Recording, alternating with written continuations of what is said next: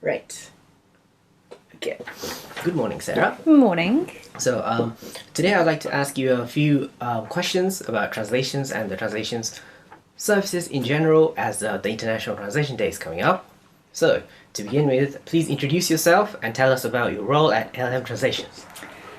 Hi, my name's Sarah Naden. I'm the quality manager here at ALM. I've been here for 9 years, working in a range of different roles, and now I'm in charge of managing our internal department of reviewers who work on a range of projects, and I also am in charge of the quality throughout the business. I look at how we can make sure that quality isn't something that's added after the translation, but I work with our vendor managers to ensure we're finding the best possible linguists, making sure we've got good information about them, working with our project managers to make sure they make really good choices about using the right linguist for the right project.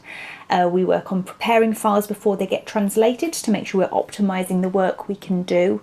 And then obviously training with the reviewers who work in-house on revising the file, and then dealing with any feedback, any queries and everything afterwards, and sending feedback onto the translators to make sure they can learn from the changes we're making for future projects.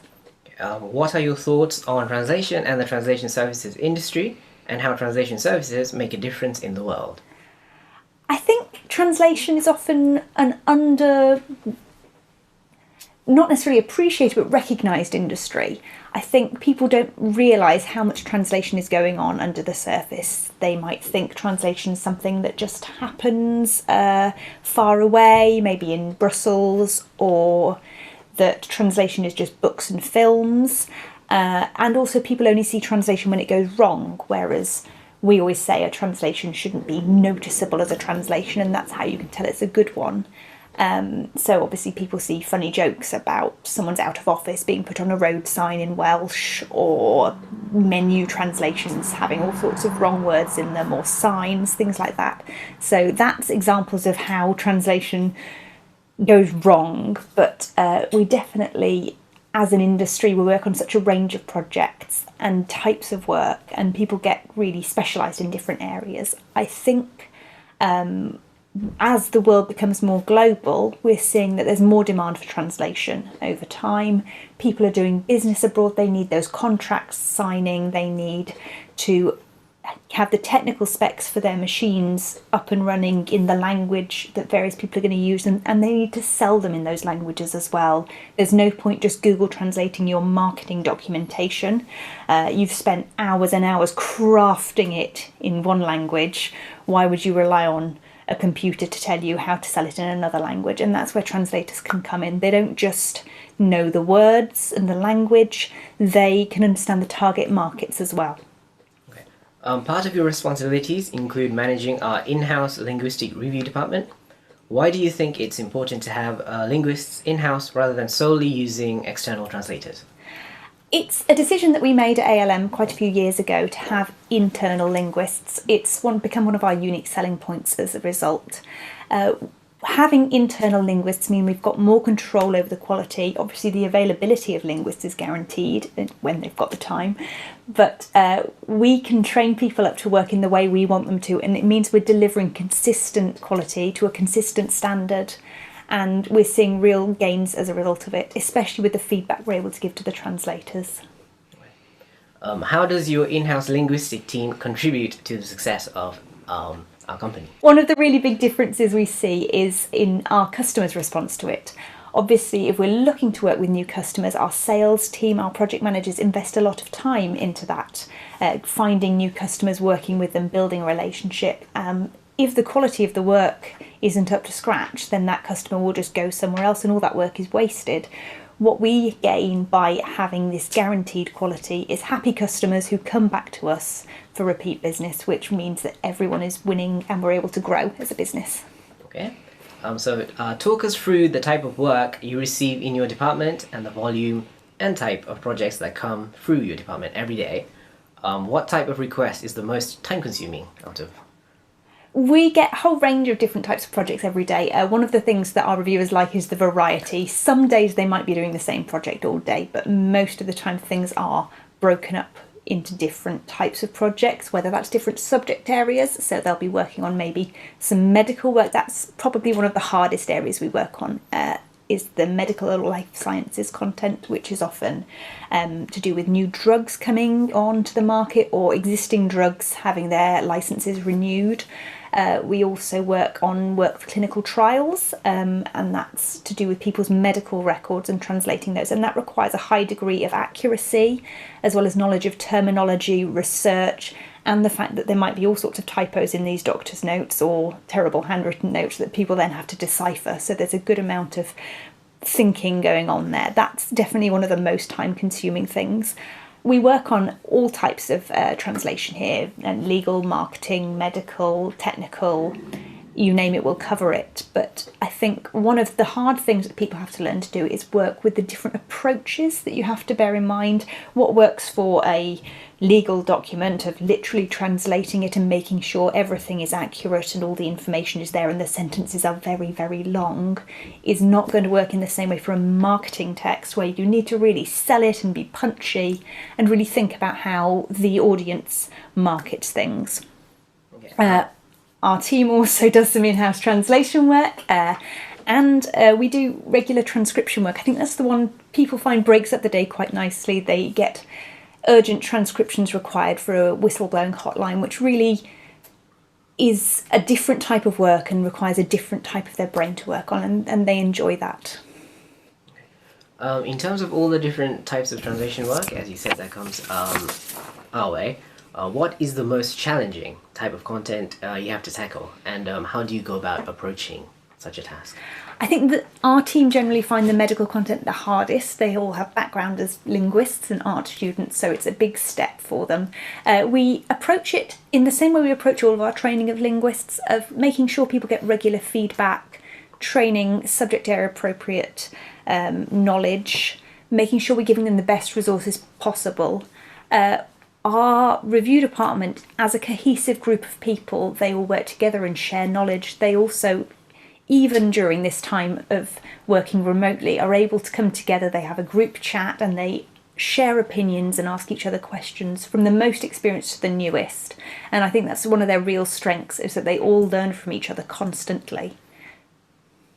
Okay, what are the challenges of looking after a team of revisers and linguists, all with different skill levels, languages, and experience? There are quite a few, but also they're a really great team to look after. I'm very lucky with the group of people we've got. I think one of the issues with management is you've always got to balance between managing people too closely and not managing them closely enough. No one wants to be micromanaged, but no one wants to be forgotten. And sometimes how that balance works varies from person to person, making sure you're not neglecting anyone, making sure people understand they can be listened to, and they can speak up where needed. Making the most of people's skills and interests. Different people come from different backgrounds. Some people assume everyone likes one type of translation and another. Everyone needs to be able to cover all the different types of work, but being able to see, we had a gaming project recently, and one of our team is quite a keen gamer, so she was ideal to work on this project and just add her knowledge of the type of language used in it to the mix.